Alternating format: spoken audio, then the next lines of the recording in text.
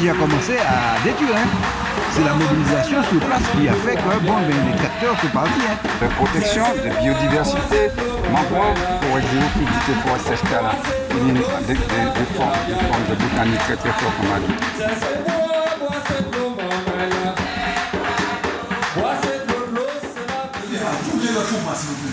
Tout à l'heure, monsieur. Je vais me mettre debout parce que j'ai une pile au cœur, monsieur. J'ai une pile au cœur. Mettez-moi debout. Attendez, ça fait mal. Ça fait mal, mon truc là. C'est malade. Vous n'avez pas une chaise? Là, c'est bon. Vous n'avez pas une chaise pour monsieur? C'est bon, non, c'est bon. Non, j'ai pas de chaise. Je ne suis pas chez moi. C'est bon, je m'appuie là. Je m'appuie là, gendarme, s'il vous plaît. Je suis là, monsieur. Je m'appuie. Bon.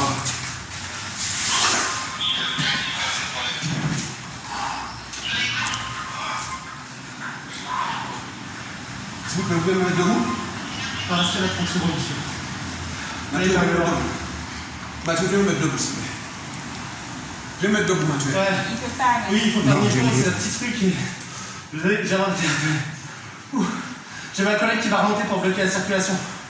Pour vous. Mathieu, combien de choses tu veux? Bloque la circulation, il y a le dépanneur qui arrive.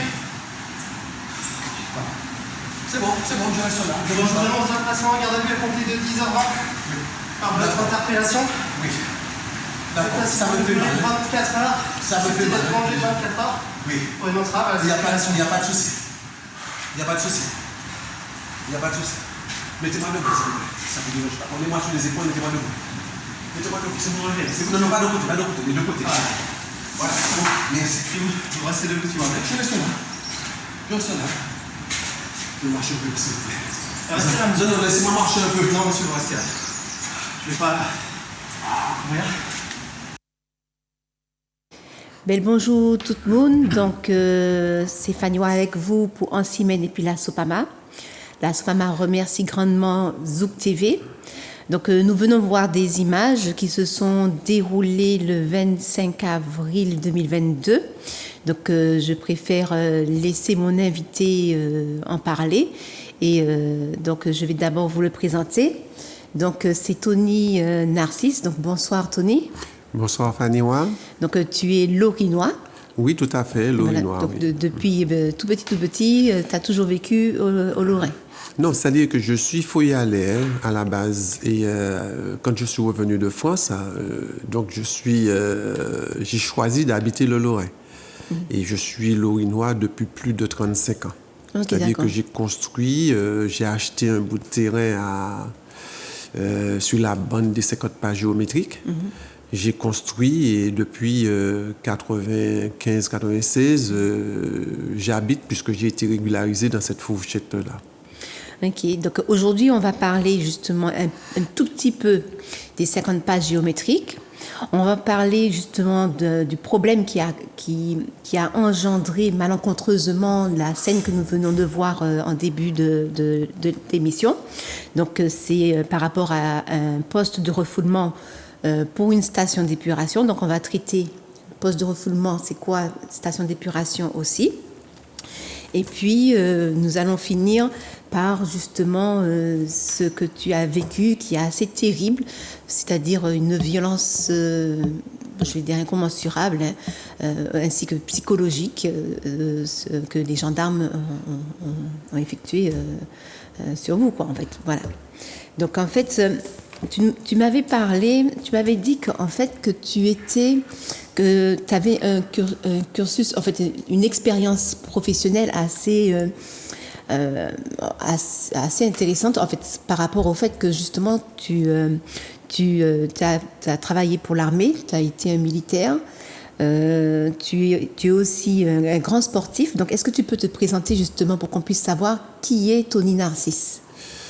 Alors, la toute première chose que je voudrais dire, c'est que malheureusement, je félicite quand même mes parents, puisque m'ayant mis à l'école, je dis souvent ça, j'ai mangé la craie et j'ai bu l'encre. J'avais des talents de sportif, donc je les ai exploités. Et ce qui a fait que je suis parti en France. J'ai fait mon service militaire à Saint-Mexan-École.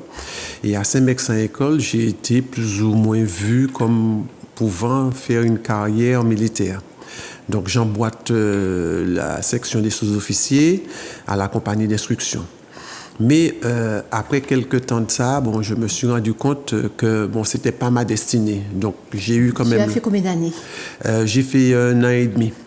C'est-à-dire qu'au bout de 6 mois, j'ai passé le concours, j'ai été reçu au grade de sous-officier. Mais ce qui m'a aidé, c'est le fait que j'étais sportif déjà à la base et que j'avais fait un record, j'avais mis en place un record sur le parcours du combattant, qui est resté très longtemps. Je crois que ça date le temps, c'était 3,21. Mais à l'époque, c'était vraiment quelque chose qu'il fallait véritablement aller chercher parce que même les engagés n'arrivaient pas. Et puis, une fois que j'ai décidé de prendre mon envol pour la Martinique, ça a été peut-être une erreur parce que je serais peut-être retraité de la gendarmerie parce que le capitaine voulait absolument que je reste. Oui, mais pourquoi tu n'as pas voulu? Tu as dit que ça ne t'intéressait pas, pourquoi? C'est-à-dire que peut-être ce sont des erreurs de jeunesse, on fait souvent des erreurs de jeunesse et quand on commet de tels actes, après c'est difficile de revenir en arrière. Mais j'avais quand même une porte ouverte parce que effectivement j'étais sous-officier, mais j'étais toujours avec des lieutenants, des capitaines et ces personnes-là venaient me chercher pour m'amener manger aux messes des officiers. Alors je mangeais avec des généraux, etc. Donc j'étais l'antillais parmi toutes ces personnes-là. Bon, j'ai pas saisi ma chance, j'avoue très honnêtement. J'ai eu un regard peut-être perdu, mais j'aurais pas dû en fait, puisque j'avais déjà les pieds dans la gendarmerie. Et bon, du coup, ce que je fais, je retourne en Martinique et tu deviens champion. Je retourne en Martinique et pour pouvoir postuler. Mais bon, je continuais quand même à faire du sport. J'étais très polyvalent, je faisais dans l'athlétisme, je faisais un petit peu de tout. Et puis, j'ai décidé de me perfectionner sur les haies. Et quand je reviens en Martinique, je n'étais pas encore champion, c'est-à-dire que j'avais quand même des prédispositions, puisque j'étais déjà plus ou moins vu par certains entraîneurs tels que Charpentier Titi, Lucien Sainte-Rose, qui m'avaient demandé de rester pour pouvoir m'entraîner. Finalement, je me suis retrouvé pris dans le jeu avec Herman Panzo et Morinière. Et de là que c'est parti. Donc après, qu'est-ce que je fais? J'ai essayé de trouver du travail, je n'arrivais pas à trouver du travail. Je suis reparti en France. Et c'est quand je suis revenu en France, j'ai développé mon talent. Je suis arrivé à Gonesse et je me suis inscrit au club de Deuil-la-Barre. J'ai été entraîné par Chantal Riga, qui a été championne olympique, qui a quand même fait des jeux extraordinaires, en compagnie de Pierre-Yves Estrade et d'Emma Sulter, parce qu'on avait quand même un club qui avait quand même des renommées dedans. Moi, j'étais champion du Val d'Oise sur 400 mètres haies. Il y avait Philippe Boutier qui était champion de France sur 100-200. Philippe Attil qui était champion de France sur 110 mètres haies. En fait, il y avait une belle enveloppe d'athlètes de haut niveau. Et puis, on avait Chantal Riga encore qui était en pleine possession de tous ses moyens, qui se préparait pour les Jeux. Donc, une fois que je suis effectivement resté, alors tout ça, comme j'ai dit, j'emboîte tout ça, mais je n'ai aucun diplôme, je n'ai vraiment rien, puisque j'ai mangé la craie et j'ai bu l'encre. Et je décide un jour de revenir voir mes parents en Martinique, et c'est là que je rencontre l'entraîneur de la mairie sportive qui me dit, c'était M. Ma, il me dit, mais est-ce que je pouvais lui transmettre l'athléramma?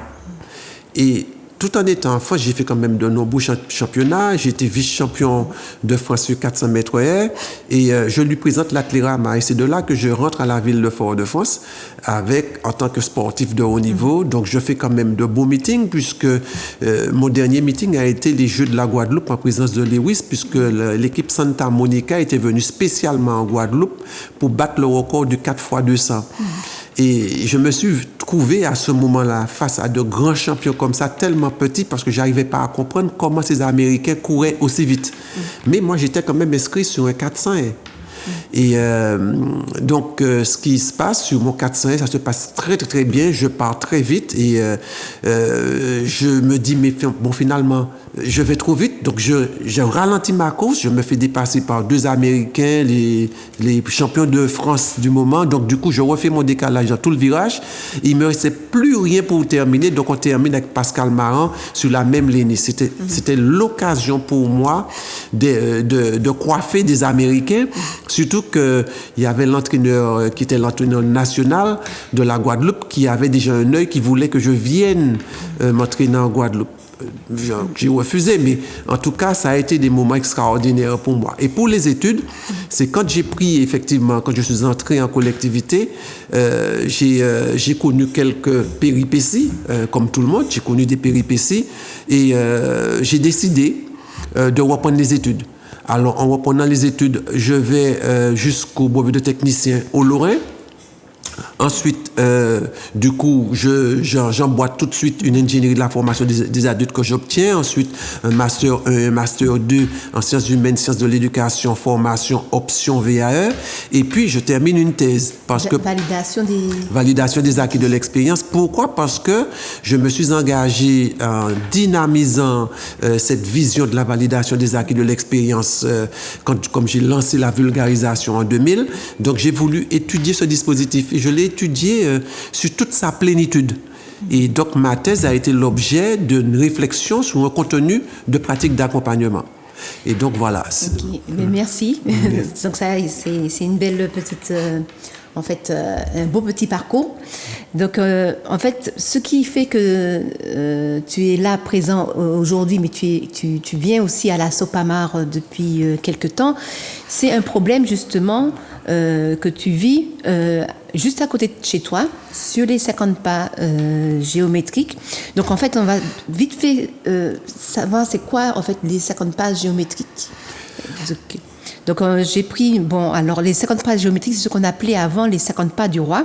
Mm-hmm. Donc, j'ai emmené une petite carte de la Martinique des années 1600. Voilà. Donc, on la voit sur l'écran. Donc, en fait, les 50 pas géométriques, c'est une zone qui a sur tout le littoral. Elle fait combien? 81 mètres et des poussières hors de là où la vague s'arrête. La dernière vague. Mais ça n'existe plus puisque toutes les côtes ont été corrodées par l'érosion. C'est ça. Et donc, en fait, voilà. Donc, et toi, au Lorrain, tu es sur les 50 pas géométriques. Voilà.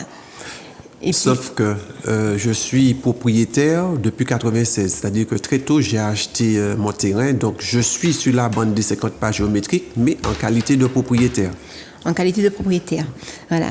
Et donc, concernant les 50 pas géométriques, il y a une instance gouvernementale qui gère ces 50 pas géométriques, on l'appelle l'agence des 50 pas géométriques. Donc, j'ai emmené une photo qui donne les missions de l'agence des 50 pas géométriques. Donc, elle a pour mission, comme objectif général, d'effectuer des travaux et de pouvoir prendre des mesures conservatoires qui permettront ultérieurement aux occupants de vivre dans des conditions décentes.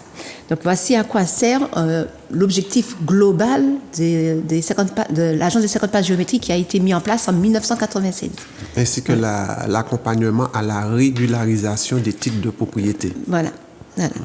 Donc, et qu'est-ce que tu as vécu, donc, justement, le 25 avril qu'est-ce qui s'est passé et pourquoi ça s'est passé? En fait, pas qu'est-ce qui s'est passé, on va voir après, mais la raison pour laquelle tu as rencontré un problème avec cette agence des 50 pas géométriques. Alors, je voudrais tout d'abord dire que nous sommes dans un quartier où résident 7 familles en résidence principale et 2 familles en résidence secondaire. Donc, ce petit quartier qui a vu le jour et l'entretien par les habitants du quartier. Il s'appelle le quartier Cauchemorba. Donc, ce petit quartier a pris véritablement essor parce que pourquoi il y a des riverains qui se sont occupés. Je me rappelle à titre d'exemple que lorsque j'ai commencé ma construction, j'ai eu à faire, si tu veux, des remblais avec la terre que j'ai enlevée chez moi pour pouvoir améliorer un petit peu le quartier. Aujourd'hui, nous nous sommes constitués en association parce qu'on est passé avec le problème qui s'est déroulé le 25. Bien avant, c'était mis en collectif parce qu'on n'était pas d'accord sur la pose du poste de refoulement. Bien avant, c'est depuis quand? Depuis quand, bien avant? Je crois que c'est 2018. Alors, il faut savoir que le projet a été lancé en 2018, le 5 avril 2018. Donc, la ville du Lorrain avait invité les habitants des quartiers Cauchemar-Bas, Cauchemar-Haut et Redoute à une séance d'information. C'est-à-dire que le projet, si c'est de l'information, c'est que le projet est déjà tout ficelé et on présente le projet au riverains. Sauf que les trois quartiers ont des problématiques différentes. Vous avez Redoute qui se trouve au cœur de la nature, d'accord, où on peut effectivement travailler facilement sur du VRD. Vous avez Cauchemar-Haut qui se trouve le long de la RN1. C'est une zone très, très habitée, très dense, à peu près, on va dire, comme Trinelle.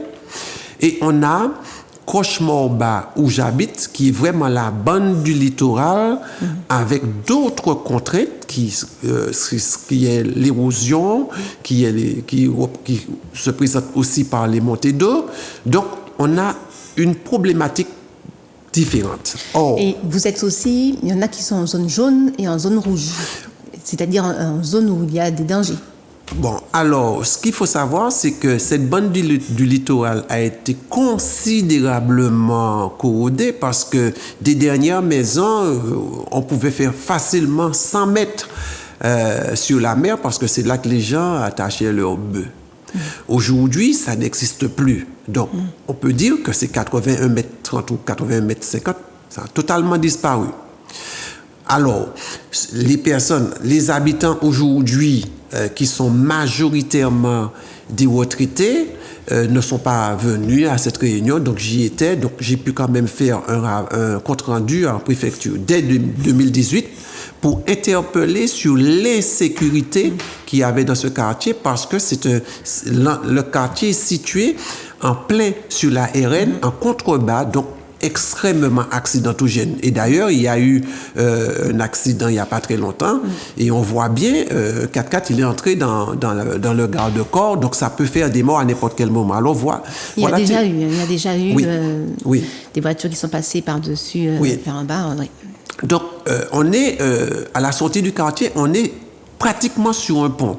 Or, aujourd'hui, personne, mais on a une grosse inquiétude pour pouvoir sortir et entrer dans le quartier. Pourquoi? Parce que il y a eu récemment des travaux, ça fait à peu près 1 an, où ils ont déformé l'accès direct dans le quartier et les véhicules, il faut être un peu équilibriste pour pouvoir entrer sur 3 roues.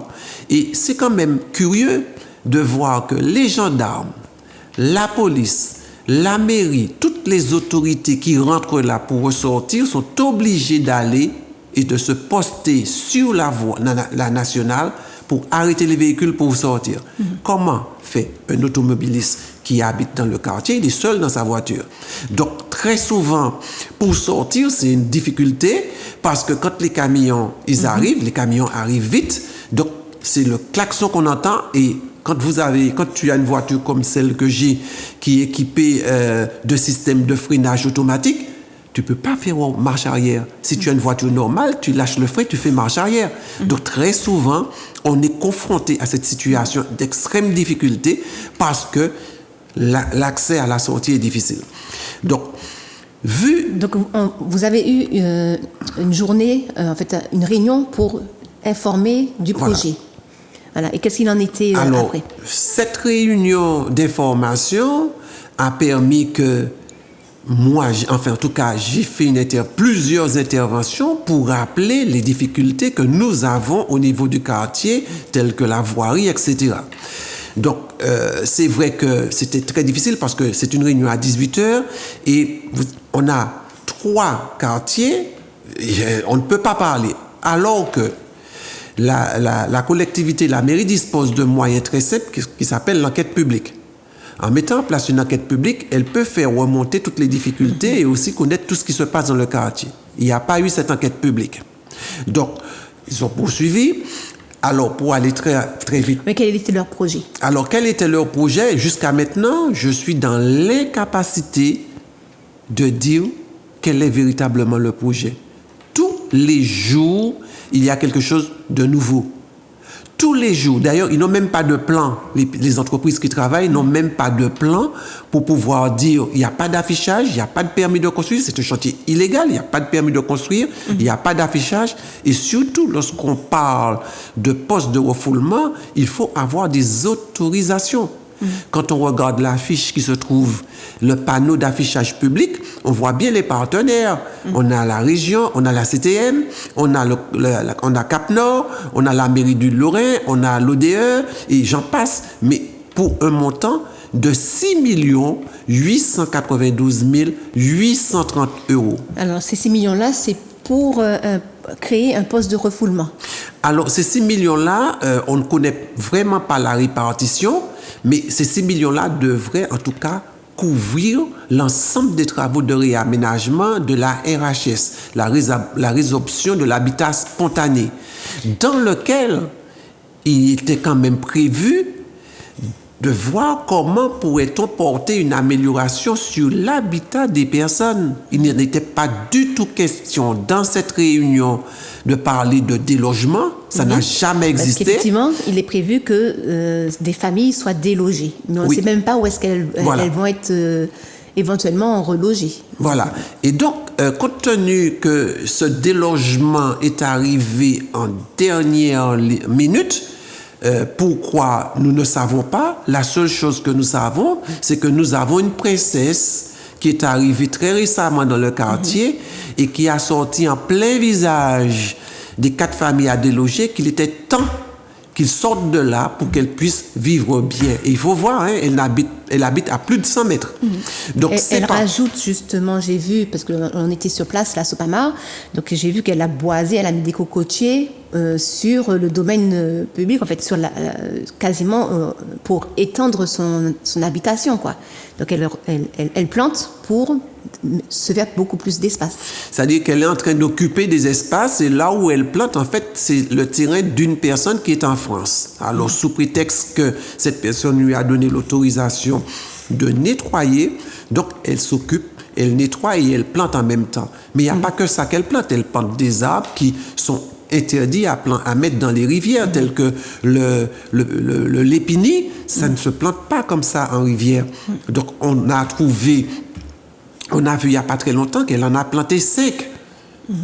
5. Donc, voilà. Donc, aujourd'hui, la difficulté, c'est qu'elle avait un projet. Elle avait un projet de construction. Elle souhaiterait faire un espace très touristique puisqu'elle a demandé à ce qu'on fasse des places de parking, qu'on mette une épicerie alors qu'on est à peine à 5 minutes de deux centres commerciaux. Donc, on ne comprenait pas du tout. Oui, c'est juste avant le bourg du Lorrain. Voilà, juste avant le bourg, il y a la sortie du bourg, en face du stade, on a quand même un centre commercial. Donc, ce qui est curieux, parce qu'il faut vraiment comprendre, mettre un poste de refoulement alors que vous envisagez d'enlever 4 familles sur 7, mais pour qui vous le faites? Alors justement, un poste de refoulement, c'est on va voir un poste de refoulement, c'est pour pouvoir envoyer les eaux usées dans les stations d'épuration d'eau. C'est bien ça. Donc on va avoir une vidéo que j'ai trouvée sur Internet. C'est pas des eaux usées, parce qu'on a des eaux usées qu'on appelle les eaux usées lourdes. En fait, ce qui se passe, c'est que tout ce qui sort de ses toilettes arrive dans la rivière. D'accord? Donc, c'est interdit. Alors, c'est interdit. Ce qu'il faut savoir, c'est qu'il y a quand même de la place pour faire des fosses. Et c'est même pas que c'est interdit. Quand bien même la loi l'interdit, mais on sait très bien en tant qu'être humain que c'est pas quelque chose à faire non plus, quoi. Ah non, mais c'est pas du tout. En tant qu'être humain, on le sait très bien. On le sait, mais pertinemment. Mais ce que je veux dire, nous avons les sargasses. En plus, avoir effectivement ça, alors que ces personnes-là qui ne sont pas dans les normes, on pourrait éventuellement leur faire l'acquisition d'un poste de refoulement, d'une fosse septique. Qui puisait, nous avons négocié de sorte à ce que le poste de refoulement soit enlever, ce que dit le préfet de Fort-de-France quand il nous adresse un courrier au niveau de l'association, précisant le 27 juillet 2021 qu'il acceptait de rejeter le poste de refoulement et d'équiper chacune des personnes de petits appareillages juste derrière les WC qui récupéreraient les éléments des WC pour envoyer vers la station d'épuration. Sauf que la ville du Lorrain est sous le coup d'une sanction. C'est comme certaines communes de Martinique qui ne sont pas fiables au niveau de l'assainissement. Donc, ce poste qu'ils ont là, qui est la station d'épuration, ne fonctionne pas. Nous avons quand même visité pour les postes de refoulement qui ont été posés, mais ça n'a pas du tout la fonction de poste de refoulement. C'est-à-dire, c'est un réservoir qui reçoit des matières fécales, et quand le niveau arrive, il y a un moteur qui se déclenche,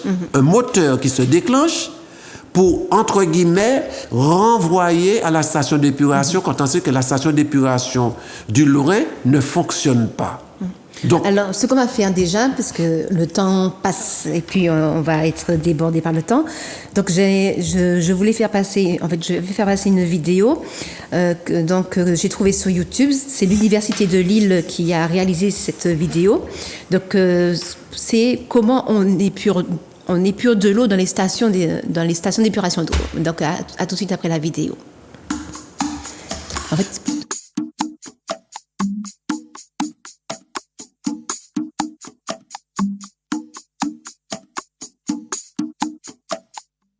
bon, tout d'abord, pourquoi faut-il nettoyer les eaux usées avant de les rejeter dans la nature? Après tout, jusqu'à une époque récente, les égouts se déversaient directement dans les rivières, dans la mer ou même dans les champs en guise d'engrais. La loi qui impose que toute habitation soit raccordée à un système d'assainissement ne date que de 1992. Et encore aujourd'hui, tous les égouts ne sont pas filtrés par une station d'épuration. En fait, la nature est parfaitement capable de faire ce travail d'assainissement par elle-même. Mais les réactions chimiques qui mènent à la dégradation des polluants consomment l'oxygène dissous dans l'eau. Or, cet oxygène est vital pour la faune et la flore, et sa diminution entraîne l'asphyxie des espèces. La station d'épuration ne rejette pas de l'eau pure, ni même potable. Elle rejette de l'eau suffisamment peu polluée pour ne pas nuire aux espèces présentes dans le milieu. Le travail de dépollution continue ensuite de façon naturelle. Mais que trouve-t-on dans les eaux usées? Il y a tout d'abord les déchets solides, un peu volumineux, issus des toilettes ou de la cuisine. Ce sont par exemple des lingettes en papier, des cotons-tiges en plastique et toutes sortes d'objets qui ne peuvent pas se dissoudre dans l'eau. Certains de ces objets sont pourtant biodégradables, mais ils n'ont pas le temps de se dégrader complètement avant d'atteindre la station d'épuration. Il faut savoir que dans les égouts, l'eau s'écoule à une vitesse minimale d'environ 2 km/h, et même si la station d'épuration est située à près 50 km d'égout, les déchets ne mettent au plus qu'une journée pour l'atteindre.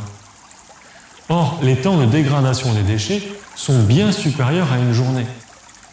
Par exemple, le papier toilette met plusieurs semaines pour se dégrader complètement. Et un mouchoir en papier met plusieurs mois. Eh bien, pour nettoyer les eaux usées de tous ces déchets, on fait tout simplement passer l'eau à travers des grilles avec des trous de plus en plus petits. C'est le dégrillage. Les déchets récupérés sont envoyés à la décharge.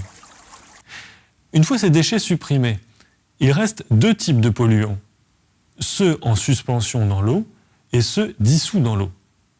L'étape qui suit le dégrillage permet de se débarrasser des corps en suspension. Elle vise les polluants plus légers que l'eau, comme les huiles, et les polluants plus lourds que l'eau, comme le sable issu par exemple de l'usure des canalisations. Et pour les récupérer, c'est facile. Les corps plus légers que l'eau remontent à la surface, et ceux plus lourds se déposent au fond. On fait donc passer l'eau dans un bassin de décantation où l'eau circule très lentement. Le sable qui se dépose au fond du bassin est pompé, et des grandes pales tournantes raclent la surface de l'eau pour évacuer les huiles dans des goulottes prévues à cet effet. Après ces traitements primaires, restent les composés organiques dissous dans l'eau, comme le sucre ou certaines graisses. Il y a aussi de l'ammoniac présent notamment dans l'urine et des phosphates issus par exemple des lessives. On pourrait même parler des médicaments rejetés dans les urines. Tous ces produits vont consommer beaucoup d'oxygène dissous dans l'eau et peuvent même être des poisons directs pour la faune et la flore aquatique. Dans la nature, ce sont des micro-organismes, comme des bactéries, qui dégradent les polluants. Dans la station d'épuration, on copie le processus naturel. Il y a deux solutions. Soit on reproduit exactement le processus naturel en l'optimisant, c'est le lagunage naturel, soit on le copie en l'amplifiant et en l'accélérant, c'est la méthode des boues activées. Et cette méthode des boues activées est la plus courante en France. L'eau passe en fait dans un bassin de décantation possédant une très forte concentration de bactéries qui se nourrissent des polluants. On injecte aussi beaucoup d'air dans ce bassin, par exemple sous forme de microbules. En effet, les bactéries consomment beaucoup d'oxygène. Après son séjour dans ce bassin de décantation, l'eau est séparée des bactéries qui se présentent sous forme de boue. Et elle est ensuite suffisamment peu polluée pour être rejetée directement dans la nature. L'alternative, encore peu répandue, mais en fort développement, c'est le lagunage naturel. On crée de grands plans d'eau peu profonds, peuplés avec des micro-organismes, des algues et des plantes choisies spécifiquement pour leur action sur la pollution. L'apport en oxygène se fait naturellement grâce au vent et au soleil. Ce dernier est en effet à l'origine des processus de photosynthèse des algues, qui vont transformer le CO2, le gaz carbonique, en oxygène. Le lagunage a cependant un inconvénient. Il faut compter une surface de plan d'eau de 15 mètres carrés par habitant. Il est donc mis en place essentiellement par des villages. Il existe encore de nombreux autres traitements qui sont appliqués en fonction des caractéristiques des eaux à nettoyer et en particulier des polluants qu'elles contiennent. Et de nouvelles techniques voient régulièrement le jour pour encore améliorer la qualité des eaux rejetées dans la nature.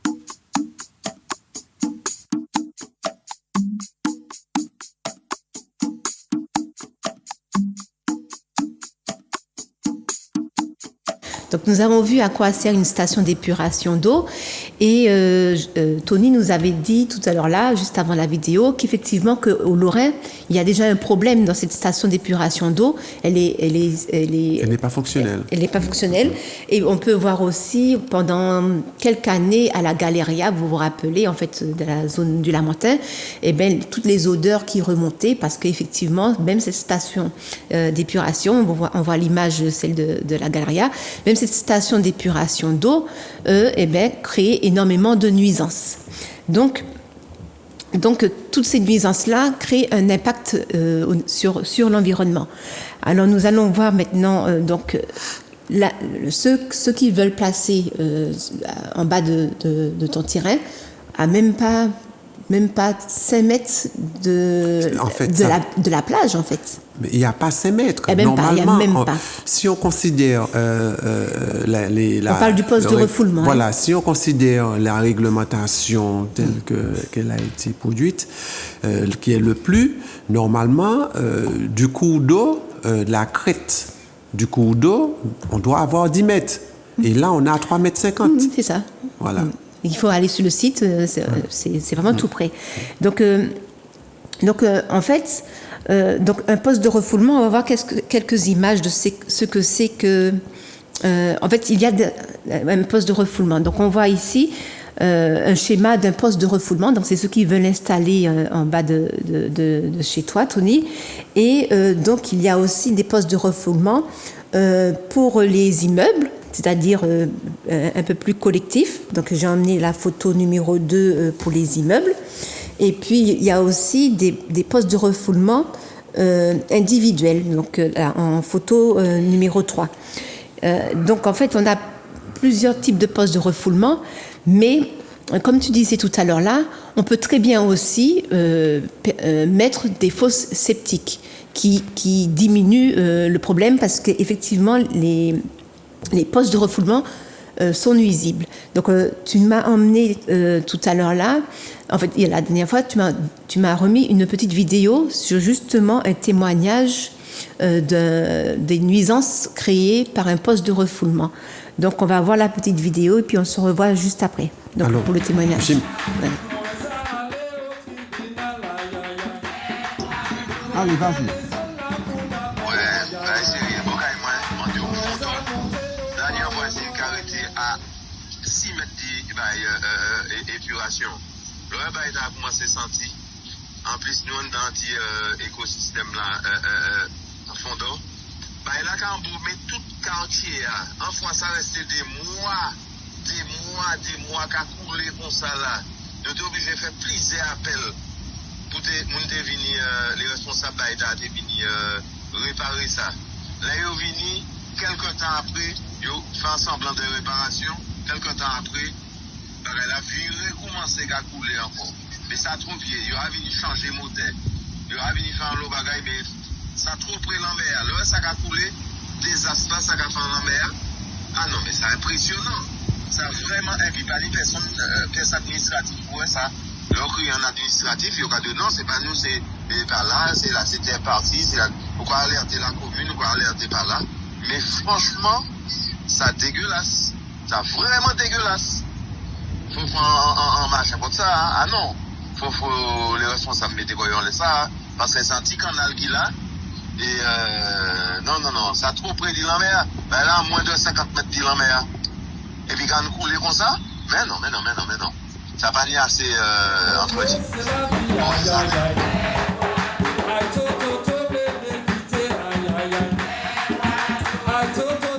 Donc effectivement, les nuisances qui se font là, c'est sur quelle commune? C'est sur la commune du Marigot. Ce que je voulais rajouter, un poste de refoulement est calibré sur un nombre d'habitants. C'est-à-dire que quand les villes font des postes de refoulement, très souvent, c'est sous-calibré. Et quand on arrive, on met d'autres logements, et bien là, maintenant, l'équipement est trop petit. Ça, c'est déjà une chose qui est importante. Et l'autre chose qui est extrêmement importante, c'est le fait que ce sont des outils qui fonctionnent avec de l'électricité. C'est pas fiable. C'est-à-dire qu'à partir du moment, et c'est ce que disait le riverain du Marigot, il y a une panne électrique, il a fallu attendre facilement 2 semaines, et durant ces 2 semaines, c'est du rejet directement brut et pur, papier et matière fécale, dans la mer. Et il expliquait que ça faisait un désordre pas possible et c'était vraiment invivable. Et nous avons eu l'occasion, nous, d'aller sur certaines portions du Lorrain, notamment sur le quartier Cauchemar ou le Carnel aussi, où on s'est aperçu que effectivement, il y a des débordements. Et ça sent. Oui, j'ai vu qu'en fait, il y a des nuisances sonores. Il y a des émanations de gaz qui sont toxiques. Hein. Ça peut être le méthane, ça peut être l'ammoniac. Donc, j'ai pris des notes. J'ai vu aussi que ces postes de refoulement créent aussi des vibrations. Mais il y a aussi des problèmes sonores. Donc, dans son témoignage à lui, on voit qu'effectivement, que c'est vraiment pénible de vivre finalement à côté d'un poste de refoulement, d'autant plus qu'il n'y a pas d'entretien de ces postes-là. Tout à fait. Et quand vous êtes à côté de la mer du Lorrain, à côté du bourg, à moins de 3 mètres, 50, c'est sûr et certain qu'à chaque démarrage des moteurs, ça va accélérer l'érosion. Et les maisons qui sont là, oui, il y a les vibrations. Vont finir, peut-être pratiquement dans la mer. C'est ça. Donc maintenant, on va venir au sujet principal, c'est-à-dire la petite vidéo que nous avons mis au début de l'émission. Alors, on va regarder justement, alors tu as été arrêté, donc on a vu ça sur la vidéo. Et puis, quelques jours après, tu es allé porter plainte.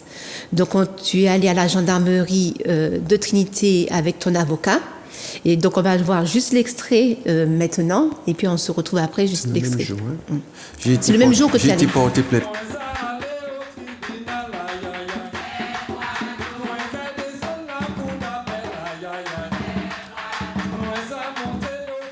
Tenez le combat, s'il vous plaît. Vous pouvez me mettre tout à l'heure, monsieur. D'accord. Je vais me mettre debout parce que j'ai une pile au cœur, monsieur. Bah, J'ai une pile au cœur. mettez-moi sur la barre. Mettez-moi debout. Attendez, ça fait mal. Ça fait mal, le truc là. C'est malade. Vous avez pas une chaise?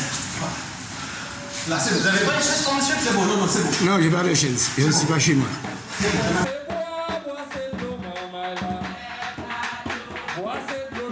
Pourquoi dis-nous en fait que, parce que, pourquoi tu sois là, mais pourquoi c'est mon de comprendre. Où la gendarme Lorrain, il y a un gendarme en fait qui a décidé, dit, pour humilier, Oui, pour les chiens, les chiens, oui. Marie, et puis d'où Marie. croissant l'est de conduite, Ça, et puis qui a mené en fait tout partout comme ça, qui a mené précisément côté de l'hôpital là, Oui. d'accord. Et dans l'hôpital là, on est arrivé, puisque on dit ça tout à l'heure, on dit devant gendarme là, on racontait ce soir là, qui m'en est sentiment, humiliation, Ah oui. et qui m'en est vivre ça, et qui m'en est aussi, il faut passer devant tout le monde, Devant tout le monde. et puis laisse là comme Et ça, puis laisse là comme ça, et oui. qui sentiment honte, sentiment c'est- humiliation, et que c'est ça qui a cherché, c'est ça qui a visé. C'est ça, Et donc, voilà, et puis donc, il reste là.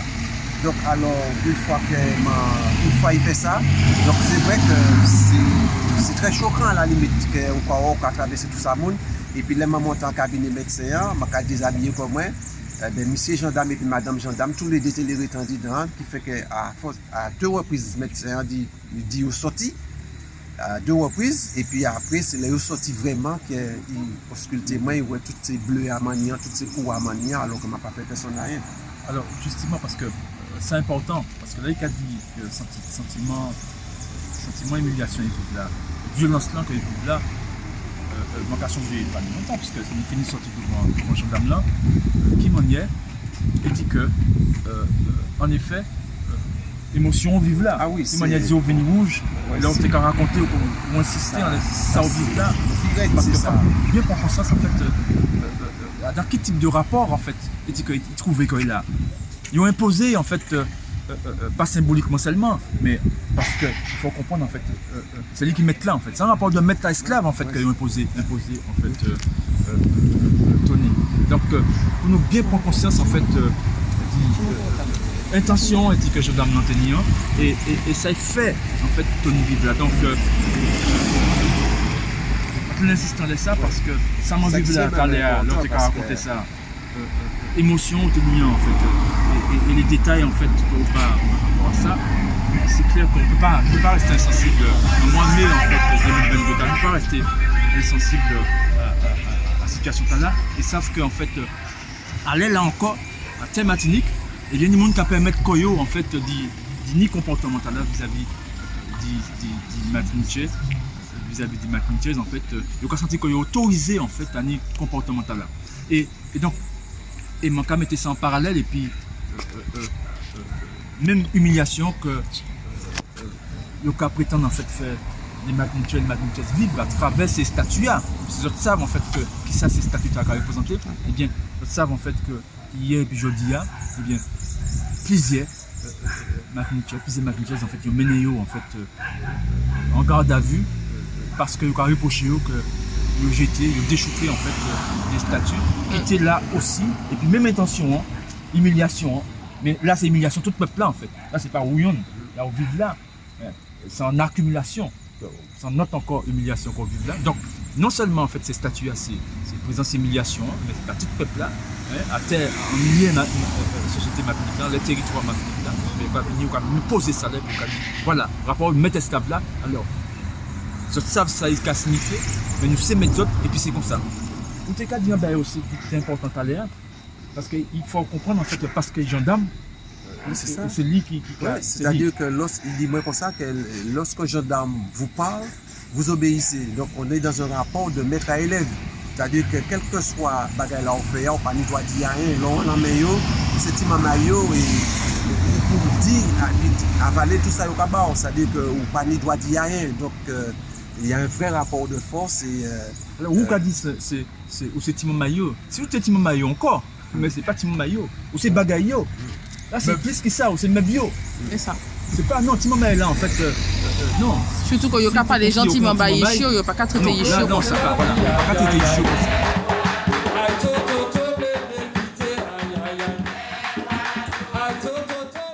En fait, je me corrige parce que tu me disais, juste avant la vidéo, que c'est le jour même que tu es allé porter plainte, mais que tu avais oublié de porter plainte pour autre chose. Est-ce que tu peux nous expliquer exactement ce qui s'est passé ce jour-là et pourquoi tu es allé porter plainte? Oui, alors le jour de l'agression, c'est parce que j'avais fait venir un huissier pour constater ce qui m'était reproché, c'est l'entrave à la circulation. Or, il y a une entrave à la circulation, mon véhicule est garé chez moi avec juste l'arrière dans le portail. Donc, l'huissier, quand l'huissier arrive, je descends pour pouvoir accueillir l'huissier. C'est une manière très polie de recevoir quelqu'un chez soi. Et quand je passe derrière ma voiture, le gendarme qui était à peu près à 100 mètres, il s'est précipité pour descendre. Et à 20 mètres, il me dit de rester là où je suis, derrière ma voiture. Mais donc, tu es chez toi? J'étais encore sur l'ouvrage. À l'arrière de mon portail. Et à ce moment, je me précipite, je rentre à l'intérieur en attendant que l'huissier arrive. Et finalement, l'huissier me voit couché par terre. Le gendarme, alors il m'a donné un tac à l'arrière, il m'a fait tomber et tout de suite il a pris mon bras, il a mis sa menotte, l'autre bras, comme j'avais des piles dans la poche, j'avais beau lui dire qu'il me faisait mal, qui fait que le président lui a crié dessus pour lui dire qu'il... Alors donc du coup, quand j'ai vu ça, j'ai quand même mis la main sous la poitrine pour ne pas me faire écraser la poitrine avec des piles que j'avais dans la poche. Mais tout se passe tellement vite que vous vous trouvez dans une situation totalement perdue. Après, il me fait une première chute. Ensuite, je lui demande de m'appuyer sur le poteau qui n'était pas très loin puisque j'ai un appartement en bas. Il me met entre les deux poteaux, il appuie sur les menottes et c'est là que je tombe à nouveau. Il me dit qu'il était en perquisition, alors il me demande les clés de la voiture. Je dis je ne savais pas parce que à ce moment-là, on est perdu totalement. Et finalement, à force d'insistance, je lui dis OK. Donc, il me fait monter, après la chute sur les genoux, il me fait monter les escaliers à son rythme, à 2 reprises. Il me dit qu'il est en perquisition, il rentre chez moi, il regarde, et après, on redescend. Alors là encore, il me signifie que je suis en perquisition. Mais ils sont venus pour la perquisition, ils sont venus pour l'entrave à la circulation, ils sont venus pour quoi en fait? En fait, ils sont venus pour plusieurs mobiles. Mais est-ce qu'aujourd'hui, ils avaient un document de perquisition? Ça, je ne sais pas. Et ça, il faudrait qu'ils aient à montrer ce document de perquisition. Ils t'ont arrêté chez toi? Ils m'ont arrêté chez moi. Et en plus, ils prennent mon véhicule, ils emmènent mon véhicule en fourrière. Et quand j'arrive chez eux, ils me disent, bon voilà, ils me listent tout ce que j'ai, que j'aurais à faire durant la perquisition, durant la garde à vue. Et c'est là je dis, mais attendez, j'ai besoin d'aller aux toilettes. Parce que j'avais vu une toilette tout près. Non, ils n'ont pas voulu m'emmener là. Ils m'ont emmené dans la cellule où se trouvent effectivement les personnes en garde à vue. J'étais tellement surpris de voir que c'est sur un muret qu'on se couche avec un petit coussin matelas qui doit faire 3 cm et 2 grosses laines en plein midi, un froid glacial à l'intérieur. Et quand j'ai cherché les WC, c'était des WC turcs. Alors, comment pensez-vous que moi, je peux me mettre accroupi si j'avais un autre besoin qu'uriner pour faire mon besoin? Je n'aurais pas pu du tout. Alors, je suis ressorti, donc je suis revenu. Il me demande si je veux aller voir un médecin. Je lui dis, mais bien sûr. Arrivé chez le médecin, alors, pour sortir de la gendarmerie, m'embarquer dans la voiture, ce qui était quelque chose de relativement assez simple, il appelle un chien. Et quand le chien est arrivé, il prend le collier du cou du chien, il l'emmène. Alors, en le voyant venir, je dis, mais monsieur le gendarme, qu'est-ce que vous faites avec ça? Il ne me répond pas du tout. Il s'adresse à sa collègue. C'est un gros chien, c'est un molosse? C'est un gros chien, ce sont les chiens qu'ils ont pour les opérations cinéphiles. Donc, ils sont muselières alors? À l'intérieur, il n'y avait pas de muselière. Donc, mais en fait... Mais il est en présence de toi quand même. Oui, le chien mais le chien... Sans muselière en ta présence, c'est pas normal. Non, mais le chien n'était pas tout près. Le chien était très, très, très obéissant. Le chien restait à distance, il l'a récupéré, il est venu vers moi et il l'a passé. Il lui a montré comment faire traverser le collier du chien dans la plus grande maille, la maille qu'on attache avec la chaîne. Et il lui a montré comment faire. À qui il a montré? Il a montré à sa collègue, gendarme de surcroît, je vais dire, local.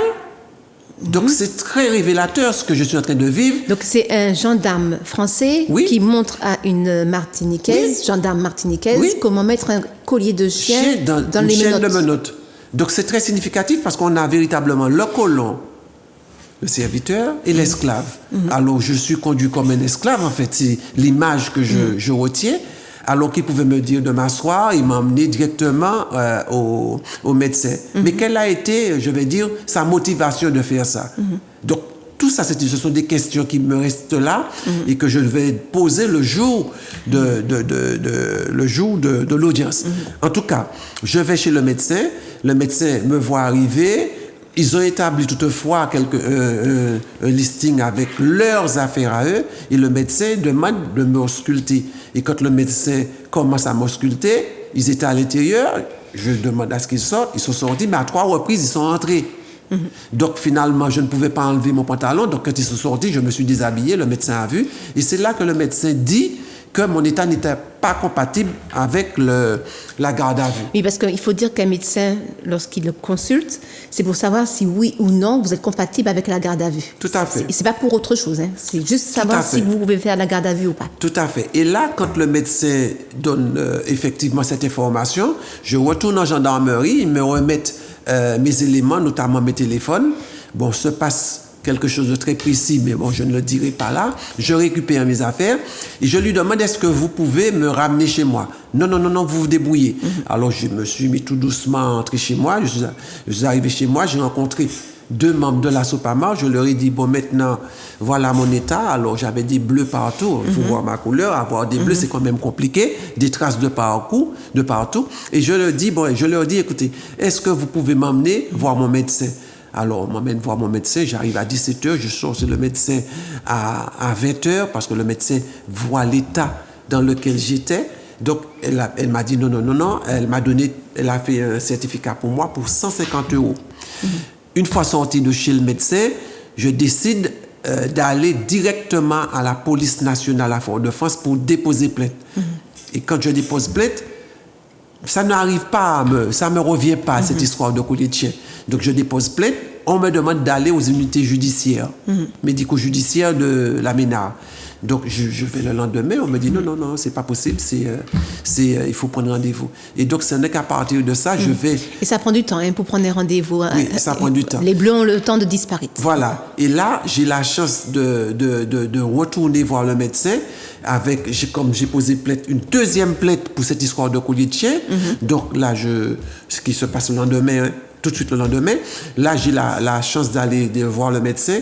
Ce médecin fait 3 pages de rapport et m'adresse une ITT de 10 jours par rapport à tout ce qu'elle a pu voir. Donc, à partir de ça, j'ai été convoqué en gendarmerie parce que normalement, on m'avait convoqué en gendarmerie le 1er mai. C'était un dimanche. C'était un dimanche. L'avocat a dit non. Et je reçois le dimanche matin à 9h alors que j'avais rendez-vous à 15h. Je reçois un rendez-vous pour venir à Trinité. Donc ça a été délocalisé à Trinité. Et c'est là que justement un certain nombre de choses, la vidéo va se faire après cette audience, en fait, cet entretien avec le gendarme. Et donc aujourd'hui, parce qu'il nous reste 3 minutes à peine, aujourd'hui, qu'est-ce qu'il en est pour le projet près de chez vous? Et puis, qu'est-ce que vous avez à dire sur la violence que vous avez subie? Alors aujourd'hui, cette violence mérite réparation. Ça, c'est quelque chose de sûr parce que j'ai déposé 2 plaintes. Les plaintes sont en cours. On attend de voir. Sur le projet, alors c'est un entêtement incroyable parce que là, on voit encore aujourd'hui les travaux se poursuivent alors que la SOPAMA a demandé un certain nombre de documents sur la publication des documents officiels en matière de travaux. Donc, on n'a toujours pas transmis ces documents à la SOPAMA. Il n'y a toujours pas d'affichage, il n'y a rien. Il y a une occupation illégale du terrain parce qu'encore ce matin, pour sortir, il me fallait un peu pratiquement parler un petit peu fort pour leur demander de dégager la route que je puisse partir. Donc voilà. Donc les travaux ne sont pas arrêtés. Les travaux se poursuivent en toute illégalité. Mais là, il n'y a pas de gendarme pour faire arrêter les travaux.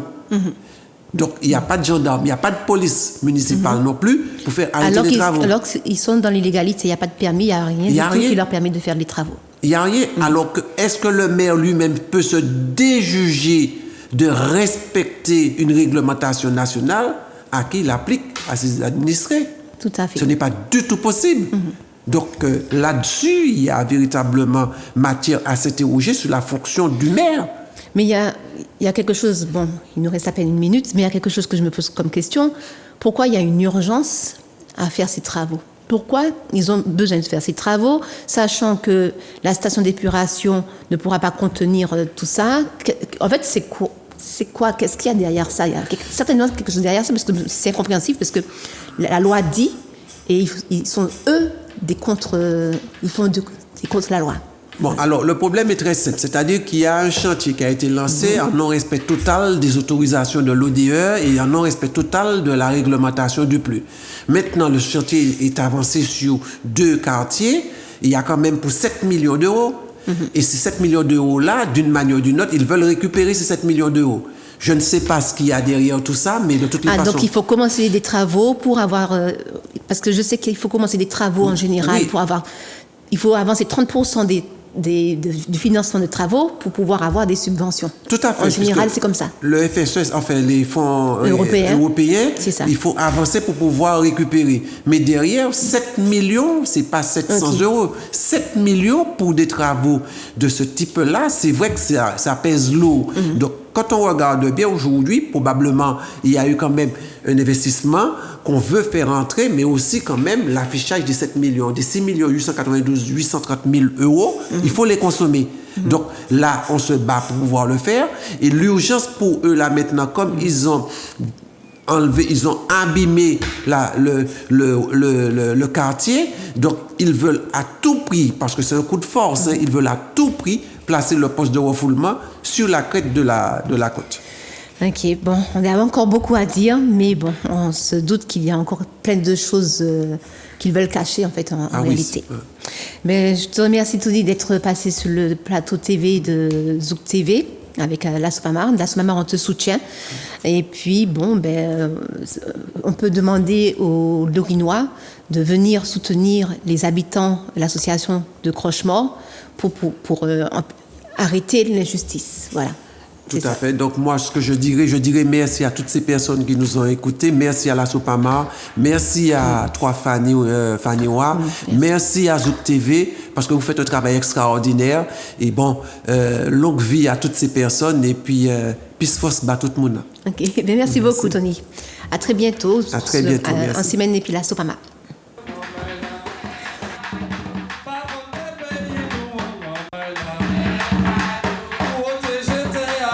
Ils avaient déjà commencé à détruire. C'est la mobilisation sur place qui a fait que les tracteurs sont partis. La protection de la biodiversité, mangrove, forêt géophytique, forêt sèche, des formes de botanique très très fortes comme